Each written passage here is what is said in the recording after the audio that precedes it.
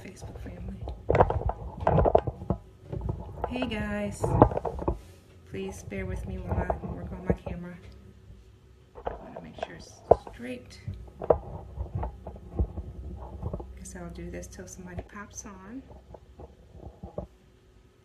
I know it's pretty late tonight.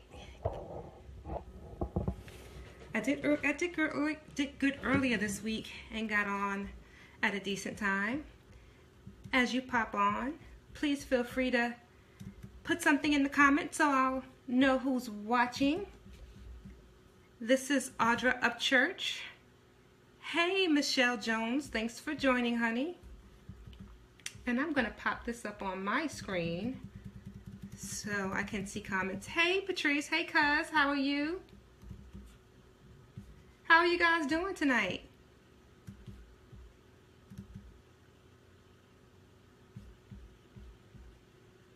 How are you, Michelle? How are you, Patrice?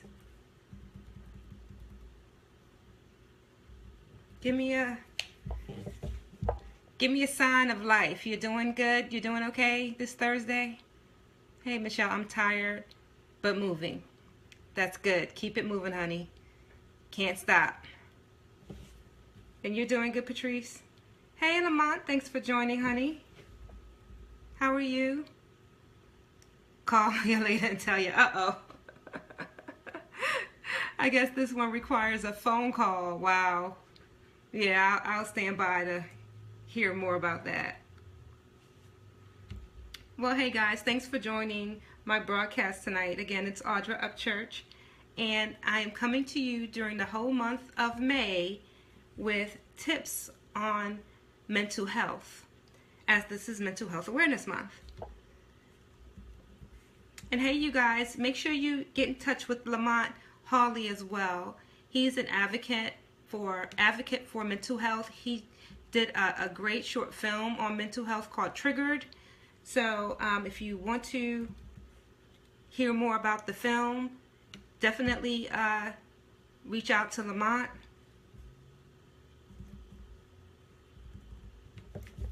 Awesome job on that. And he can provide the information on the link for the details for the movie. And I think his latest movie is called Homeless.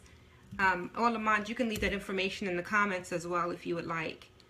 So viewers that come on afterwards, there you go, can see it. www.authorissue.com, and that's the website where you can download Triggered, and I believe also Homeless, Lamont. And if I'm speaking out of turn, please correct me. I've already purchased Triggered, and for me it triggered some memories. But I'm looking forward to checking out the next one as well. So definitely connect with Lamont, and thank you for the work that you're doing in this area to help spread the word about mental illness and also homelessness. Oh, Homeless is coming this summer. Awesome. Great. Thanks for that. Hey, Sabrina, thanks for joining, honey. I'm excited. And Cynthia, thanks for joining, guys. And when you get in, just say hi, wave, and let me know you're there. Definitely want to acknowledge everyone that's joining the broadcast. I just came from the ocean front, so that's why I'm a little late tonight. I was down there with the amazing Donna Izard. She is putting on an event in Virginia Beach this weekend, the CEO Factory. And as I grow to coach, speak, and serve, I definitely want to keep focus on the serving part, and I went down to help her get some things set up for the event. If you're in the Hampton Roads area, you might want to check it out. I think the tickets, I don't know if the tickets are available on Eventbrite, but I'm sure for Saturday there is a one-day pass if you want to come check out the CEO Factory on Saturday. Come down to the ocean front at 9 a.m. And if you want more information, shoot me a message and I'll make sure to connect you with Donna. So I wanted to jump on tonight, even though it's late. I appreciate you guys hanging out with me tonight. And I wanted to give day 12's tip for mental health and to help you boost your mental health, rather. And as I went on the website, which is mentalhealthamerica.net, that's the resource I'm pulling this information from. I never want to claim credit for anything I didn't create, right? So mentalhealthamerica.net is where I've been pulling these daily tips for Mental Health Awareness Month, and they have 31 tips for 31 days in May. So for day 12, the tip was kind of weird when I first read it, but as the day went on and I thought about it, I said, it does make a lot of sense. So let me share it with you. The tip is, feeling anxious? Take a trip down memory lane and do some coloring. I'm going to repeat that. Take a trip down memory lane and do some coloring for about 20 minutes to help you clear your mind. Pick a design that's geometric and a little complicated for the best effect. And I thought to myself, I haven't colored since I was a little girl, so what's the deal with this? But I realized that's it. That sometimes you have to kind of step back to go forward, right? And the act of coloring when you were a child was such a relaxing thing to do. It was fun. It was relaxing. Yes, increases cognitive. You're on point. Yes, it increases your cognitive abilities, which is why I guess they're saying to get a little complicated design with geometric form. So I get it. So as I thought about it and processed it over the day, I'm like, wow, that's a pretty interesting tip. Not one you would normally see or think of. So I'm kind of digging that. I'm kind of digging that. So don't be surprised if you all get coloring books from me for Christmas. Nah. But yeah, so if you're feeling anxious, take a trip down memory lane and do some coloring for about 20 minutes. Sounds interesting, huh? I love out-of-the-box stuff. But again, once I thought about it, it made perfect sense. And so, what are your thoughts on that? Are you guys game for trying the day 12 tip with some crayons and a coloring book? I like the idea. Personally, I like it. I keep a coloring book and crossword puzzles in my home. Really? Now, Michelle, is that for you, the coloring book, or is that for the grandbabies? That's interesting. The crossword puzzle, yeah, I definitely have some of those laying around. But the coloring book, no, can't say that I would have that laying around my house.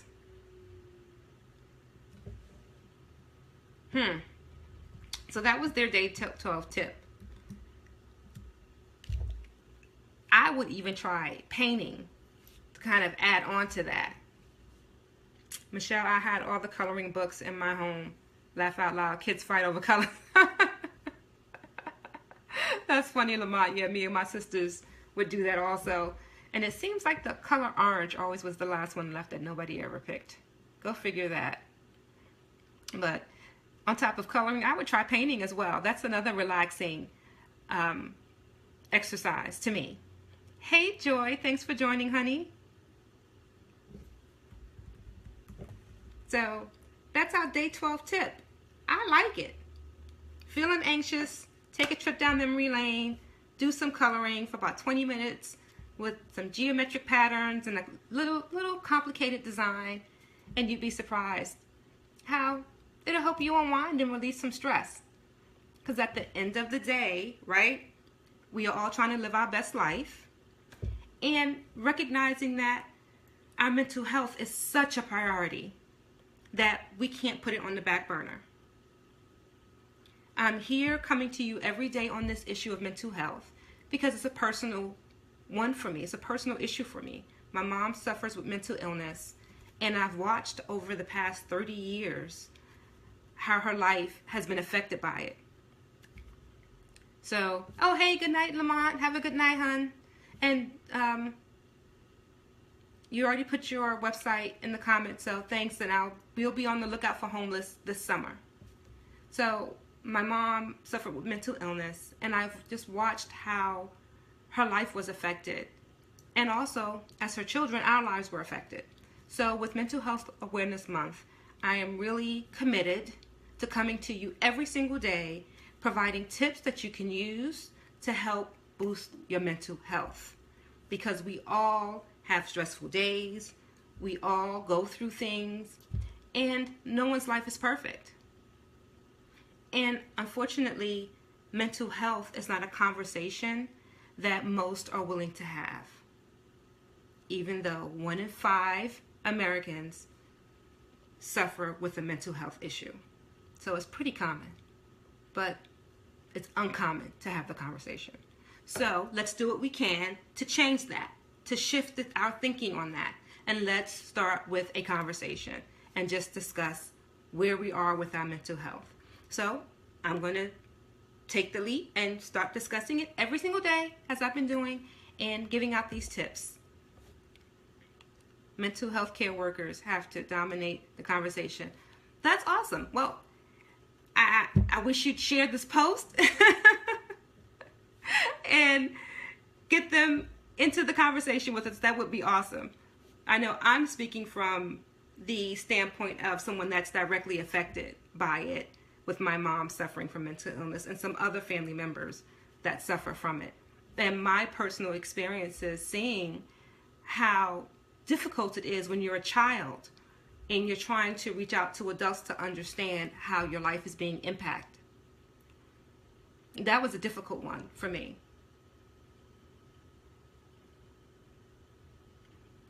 So, oh, cool. Thank you for providing those resources and tagging those people in the post. So, from my perspective as a child whose mom suffered with mental illness, and just family and friends who were unwilling to, well, maybe couldn't identify what they saw. I guess as a child that lived it, yeah, thanks for tagging them in this conversation. I really appreciate that, Ray. Dr. Vanjie Outridge and B. Flynn. Thank you for tagging them in the post. I appreciate it. As a child, watching my mom suffer and not being able to do anything, not knowing how to reach out to get assistance, not knowing what services or resources were available for not just her, but for myself and my siblings. That was a tough spot to be in. And unfortunately, during that time, people were so uncomfortable with talking about mental health or any type of mental health issue. And the result was I wound up being homeless at the age of 14 because so many people were uncomfortable having the conversation. What's so sad is so many of us suffer, whether you have mental illness or you're directly affected from someone else's experience. So it's not an uncommon thing. So why are we so unwilling to talk about it? What did your mom exhibit that gave people the notion that she was mentally ill? Well, by the time I was 14, my mother was extremely paranoid. She would not eat. She felt everyone was poisoning her. My mom was admitted into the hospital when I was 21, and by that point she was 88 pounds. So before they could even admit her into the psychiatric ward, she had to be admitted into the hospital to get her weight up and to deal with the physical issues that she suffered. But she would wear all white. Unfortunately, over the years, I became accustomed to the symptoms of when she was relapsing into another bout. So as I got older, I was able to catch her before it went too far and have her evaluated through obtaining a mental hygiene warrant through the Supreme Court when I lived in New York. But even that process is an ordeal. Or at least it was an ordeal. It would sometimes take 72 hours from the time I arrived to the Supreme Court to obtain the warrant to when she was actually admitted in the hospital. And at the time I was a single mom, and I would have to find somewhere for my daughter to stay once we initiated the process with getting a warrant, because it took so long. It was just such a interesting process. So, but if there was a quicker way to go about it, or if there were other resources available, I didn't know. Because again, no one was willing to have a conversation and talk about it. So, in efforts to help those who are currently living in the situation I lived in, or in an effort to help those who just don't know what to do, I want to encourage this conversation. So everything starts with one person, right? Every movement started with one person. I know me coming on Facebook, talking to a couple of hundred folks is not going to change the world. But if I can have this conversation with you, and then you can have this conversation with Sue over here, and then someone else can have the conversation with Johnny over there, and then so on and so on, eventually, hopefully things will change. It says, my mother lived with a functional mental illness that unfortunately only those closest to her actually realized it. Well, first of all, thank you for sharing. I really appreciate that. Thank you so much. Ree.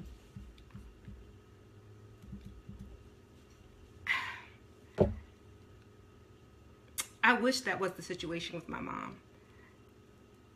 How old were you when you first noticed that your mother showed signs of mental illness?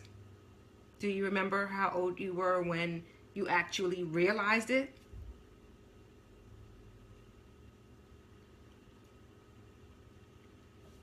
Let me refresh my screen so I can see your comment in faster time, okay, Ray?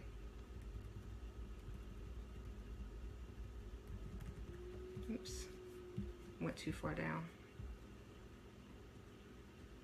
You were an adult. Wow, okay. I was 12 the first time I can recall my mom showing unusual behavior. I was about 12 years old.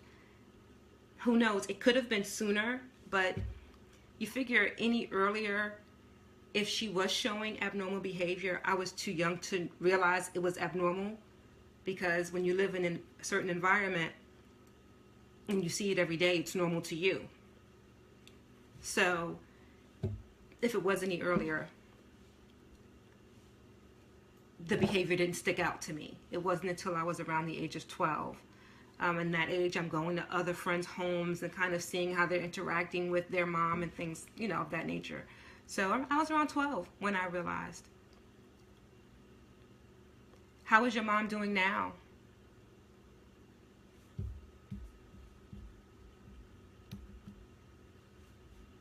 And also, thank you for sharing. I know it's not easy to share when it's your own parent.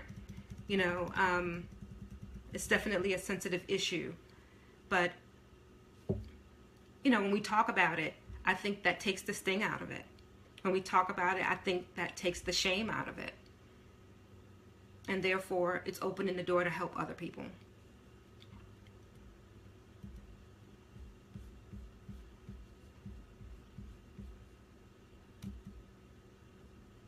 But thank you for sharing, Ray. I appreciate that. Thank you so much. And I'll also be on the standby for your friends that you tagged in here. Oh, my mom passed away in October, and unfortunately, we never confronted her with it. Oh, wow. That's common, though. A lot of times we don't confront the individual, and we just kind of move and function around them and their issue. Maybe if things escalated later on from my mom, that same thing might have happened. But because I was so young, I guess we were forced to take some action on it. And then she spiraled so quickly. But all through college, whenever I was able to write papers on a topic that I chose, that I could choose, and not a topic assigned by the professor, I would typically do some type of study on mental illness. to try to get a better understanding of what was going on, just because I couldn't talk to anybody about it. But let's change that. And thank you, Rhea. I appreciate you being so open and so honest. And this is how it all starts, right? Through a conversation, through us chatting, through us talking, through us sharing. And that's where the healing comes in. So it's 11:06 and I got a busy day tomorrow. I'll be working all day tomorrow, and this Saturday I'll be down at the CEO factory. But yes, exactly, Rhea. And let's keep in touch. Let's keep this communication going. I'm really glad you were able to catch my broadcast tonight, and that you were willing to share, because this issue affects a lot of people. A lot of people. 1 in 5 Americans, 1 in 5 are affected by mental health issue. So let's do what we can during this month of May and keep the conversation going. And I'm going to head out, but I'm so glad you all joined me tonight. Again, this is Audra Upchurch. I am excited to share this time with you. I'm really coming out of my comfort zone doing this every night, but there is no place else I'd rather be right now than chatting with you guys and pushing this issue in the forefront, because again, there's somebody out there that needs this info. There's somebody out there that needs to be heard. There's someone out there that needs to have this conversation. So with that, I'm going to head out. You have a good night. I'll see you back on Facebook Live tomorrow. I'm excited. We made it to day 12, guys. This is pretty cool. Have a good night. Love ya. Bye.